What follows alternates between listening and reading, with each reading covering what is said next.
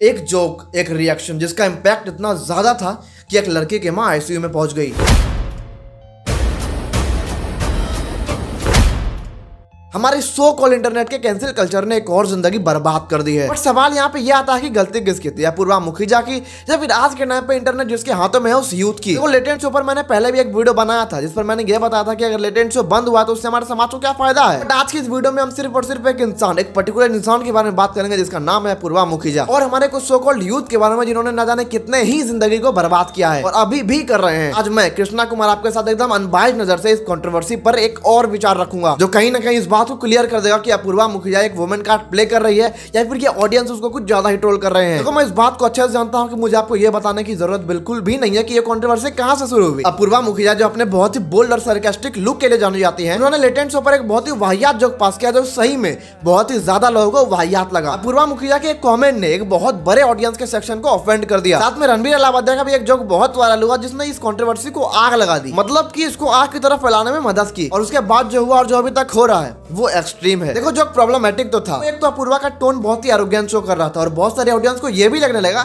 कि वो कंटेस्टेंट्स की बेइज्जती कर रही हैं। उसके बॉडी लैंग्वेज और सरकाज़म ने उसके वर्ड्स को और भी ज्यादा स्टार बना दिए। देखो, अगर आप एक पब्लिक फिगर या फिर एक इन्फ्लुएंसर हो ना, तो आपके ऊपर बहुत सारी रिस्पॉन्सिबिलिटीज होती है। सबसे मेन आपको बहुत सोच समझ कर बोलना पड़ता है, चाहे आप कुछ भी बोलो, स्पेशली तब जब आपका कंटेंट मिलियंस ऑफ पीपल तक पहुंच रहा हो। देखो, मैं इस मामले में अपूर्वा को कभी भी सपोर्ट नहीं करूंगा। जो उसने किया वो बहुत ही घटिया था और उसको उसकी सजा तो मिलनी ही चाहिए। बट क्या वो गलती इतनी बड़ी थी कि उसके लिए इतना बड़ा ब्लैकआउट आए?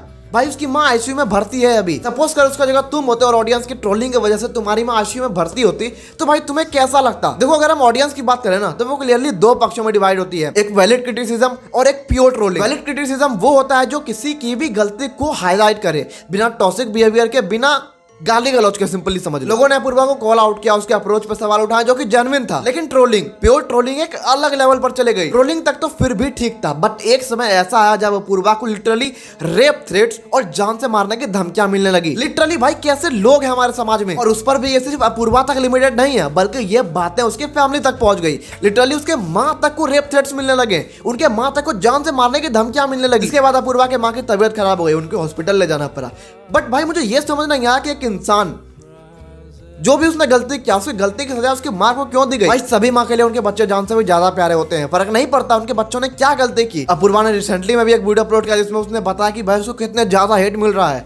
मतलब हेट का तो बात छोड़ो, मीम्स का बात छोड़ो, भाई उसको रेप थ्रेट्स मिल रहे हैं। और फाइनली अपूर्वा ने अपनी गलती को भी एक्सेप्ट किया और अपने तरह से सॉरी कमिट किया। लेकिन ट्रोलिंग के इंपैक्ट को भी समझना जरूरी था। बात यहाँ पर सिर्फ अपूर्वा मुखिजा की नहीं थी, बल्कि बात हर एक उस लड़की की थी जिसकी लाइफ को इंटरनेट ने स्पॉइल कर दिया। मतलब आप यकीन नहीं करोगे, अभी के टाइम पे हर एक 6 में से एक लड़की को इंटरनेट ने कभी ना कभी हैरास जरूर किया है। उसको हैरासमेंट का शिकार होना ही पड़ा है भाई, और इसका एक बहुत बड़ा कारण है इस टाइप की ट्रोलिंग। अगर इंटरनेट पे ऐसी ट्रोलिंग बहुत ही आम हो जाएगी ना, किसी को रेप थ्रेट्स देना, किसी को जान से मारने की धमकी देना अगर बहुत नॉर्मल हो गया, तो नॉर्मलाइज होने की वजह से ये और फैलेगा। इस चीज को बच्चे तुरंत गेन कर लेंगे क्योंकि उनके लिए तो ये बहुत नॉर्मल होगा ना, और आगे जाके उनकी ये हरकत फिर एक लड़की की जिंदगी बर्बाद कर देगी। हमारी ऑडियंस को ये समझना चाहिए कि अगर हमें किसी से तकलीफ है, अगर उसने कुछ गलत कहा इंटरनेट पे, तो हमें उस पर लॉजिकली डिस्कशन करके अकाउंटेबिलिटी रखना होगा। अभी के टाइम पे इंटरनेट पे आपकी एक गलती और पूरी दुनिया आपको खत्म करने पर लग जाती है। फ्लो में हम ये भूल जाते हैं कि स्क्रीन के उस पार भी एक इंसान ही है जो इमोशनल फील करता है, उसका परिवार है और उसका परिवार भी स्ट्रेस को फेस करता है। मैं एक बार फिर से क्लियर करना चाहूंगा कि मैं अपूर्वा को डिफेंड नहीं कर रहा। उसने जो किया वो बहुत गलत था, बट उसका सजा उसको लॉजिकली मिलना चाहिए भाई।